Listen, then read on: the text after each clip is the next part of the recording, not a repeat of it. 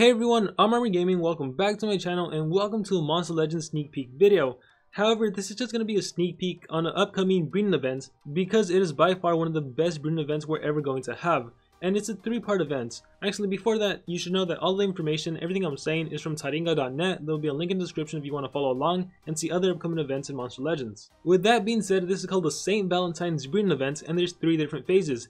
In phase 1, you can breed a bunch of epic monsters. In phase 2, you can breed some legendary monsters, and in phase 3, you can use those epic monsters and those legendary monsters to breed some of the best monsters in Monster Legends. And I imagine most of you already know who I'm talking about, but we'll just save that till the very end. So let's just go through the list of the monsters you can breed.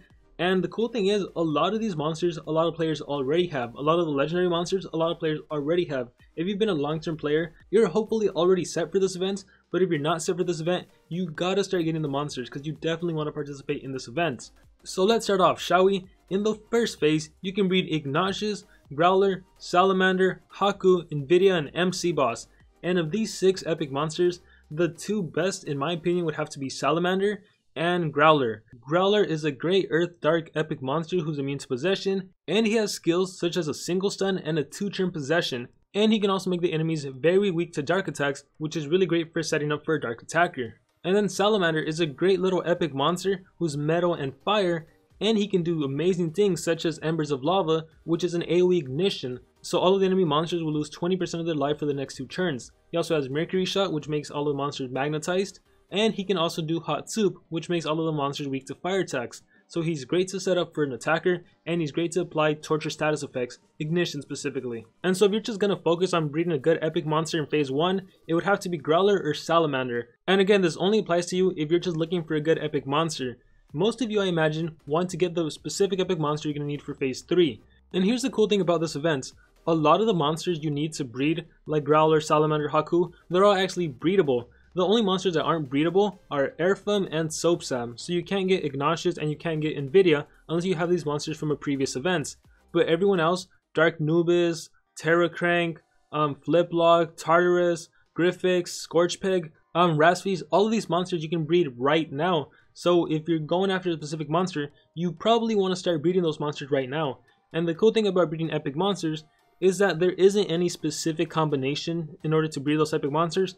All you really need to do is breed the elements. For example, Terracrank. Terracrank is earth and magic. So all you really need to do is breed 2 monsters that contain the earth and the magic elements. And then you're going to have a chance to breed Terracrank. You'll also have a chance to breed Tartarus. So go get started. Start breeding the epic monster you're going to need. Well, actually, just wait until the end of this video so we see what monsters you can breed in phase 3. So with that said, let's move on to phase 2. And in phase 2, you can breed the Firestorm, Noctum, Chill Bill, Mystic Tomato, not Mystic Tomato, Super Tomato, sorry, I'm thinking Yu-Gi-Oh!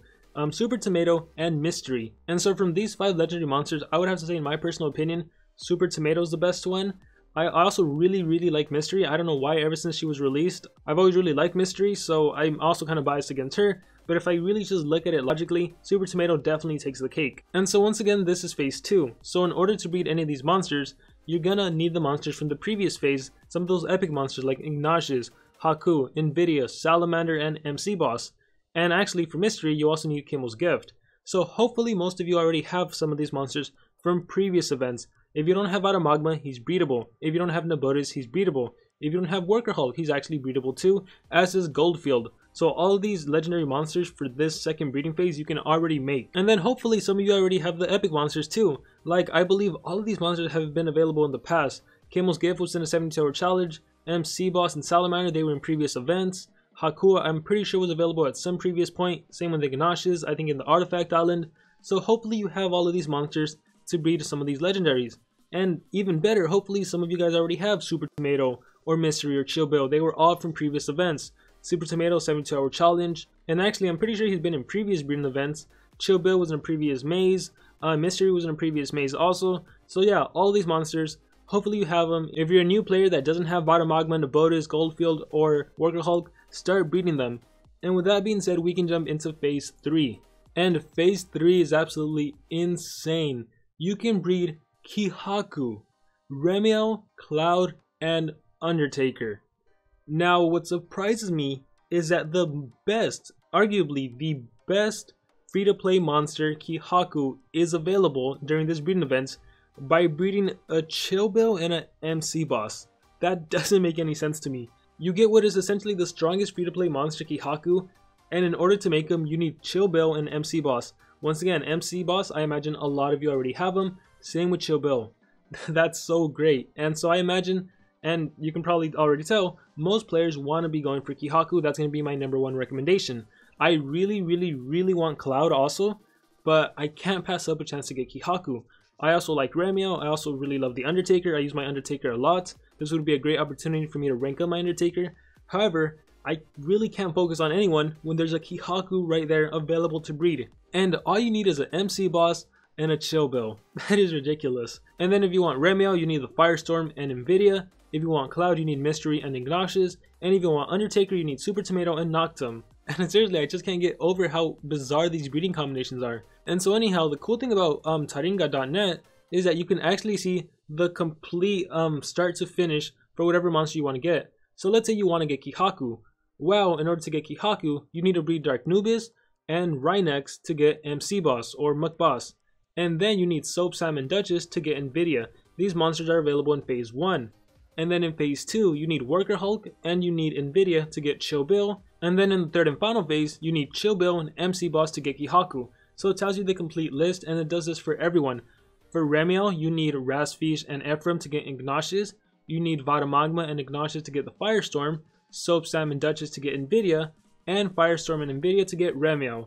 For Cloud, the list is right there. I'm not going to repeat it. But what I do want to say is just, I can't believe how incredible this event is.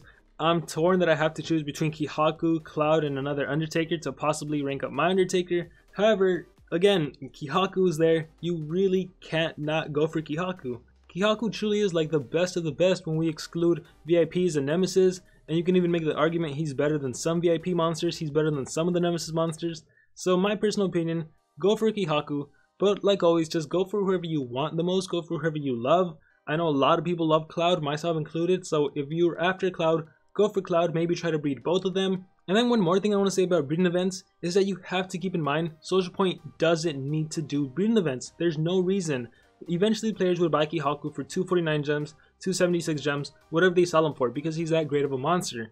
They do not need to do breeding events. And I'm emphasizing that point because every time there's a breeding event, there's always people so outraged that they couldn't get a monster, that the breeding percentages are so low. But I mean, come on, if you were to make the breeding percentages high, 10%, 20%, then everyone would be walking around with a Kihaku. Everyone would be walking around with Cloud, Remiel, and that kind of devalues the monster. Can you imagine if it was a 20% breeding chance? That means 1 in every 5 chances you get a Kihaku. Okay, then you'd probably have a rank 3 Kihaku by the end of the event by spending 250 gems? Like, really, do you really want that? There's kind of a luxury in having a low chance to get a monster because you might get lucky. If it's a 1%, a 5%, that means 1 in every 100 people are going to get a Kihaku, 5 in every 100. This also means that for every 100 players, at least 1 of them or 5 of them are going to be getting the monster on their first try, and then the same percentage on the next try, and so forth. So it's kind of hard to create the balance, right? Everyone wants a monster, I want the monster, but also I think the best way to approach these events is to give yourself a limit, because at the end of the day, it is a low chance to be the monster, and it is random. So just give yourself a limit. If you've already spent 250 gems, 500 gems, just because you keep spending, that doesn't increase your chances of getting the monster anymore. Because the chances of breeding the monster are independent. This is synonymous to flipping a coin, and just because you got heads the first time, that doesn't mean you're going to get tails the next time. Or even if you've gotten heads 5 times in a row, that doesn't mean you're going to get tails on the last time, on your 6th try. That's not how probability works. If it's 5%, that just means in the long run, if you were to do 100 trials, 1,000 trials, 10,000 trials, you would find that 5% of the time you do end up getting the monster. But we're not going to be trying 100, 1,000, 10,000 times. We're only going to be doing maybe like 20 trials, maybe 10 trials, in which case we may or may not get the monster. So I would say just limit yourself to the amount of gems you're going to spend. Are you going to spend 50 gems, 100 gems, 250 gems? Set a limit to yourself, and if you get the monster, great. If you don't get the monster, well, in my personal opinion, you really shouldn't complain, because this is an event that you don't have to partake in. It's completely optional. Once again, Social Point doesn't need to do breeding events. They do breeding events because they know people are going to spend. But you're the person spending, you have the choice. You can't blame someone else for your own choice. And that's just my personal opinion. And I think that's all I'll say about that. I've ranted enough about that. It's something I've been wanting to say for a while because I always see so many people complaining about not getting a monster when it's just a random chance to get a monster. But anyhow, I do want to encourage everyone to go to your storage and look through your monsters because you seriously might find you already have a lot of them. For example, I have Duchess from previous breeding events, from previous failed attempts to get the breedable legendary monsters. Who else do I have? I have a Scorch Peg. I have 7 Scorch Pegs. I have Nvidia right there. I don't think I've ever hatched Nvidia. So if I do want to go for like Remiel or someone, I should hatch Nvidia. I have Airfum and I somehow have 7. So maybe I was wrong. Maybe he is breedable. You guys can let me know in the comments below. I have Tartarus. I have Dark Nubis. Again, a lot of monsters drop elemental that are used in this breeding event I have in my storage. MC boss is right there. And do I have anyone else? Griffix, 7 Griffix. So be sure to look through your epics. Also look through your legendaries. I have 2 chill bills right there. So I have 3 MC boss and I have 2 chill bills in my storage. I should probably start hatching them so I can have double the tries to get Kihaku. And yeah, just make sure you look through your storage. Start getting ready for this breeding event because you are not going to want to miss it. And make sure to set yourself a limit because at the end of the day, you may or may not get a monster. With that being said, best of luck to all of you on your Monster Legends adventures. And even though I'm recommending Kihaku, please let me know in the comments below which monsters or monsters you're going to be going after.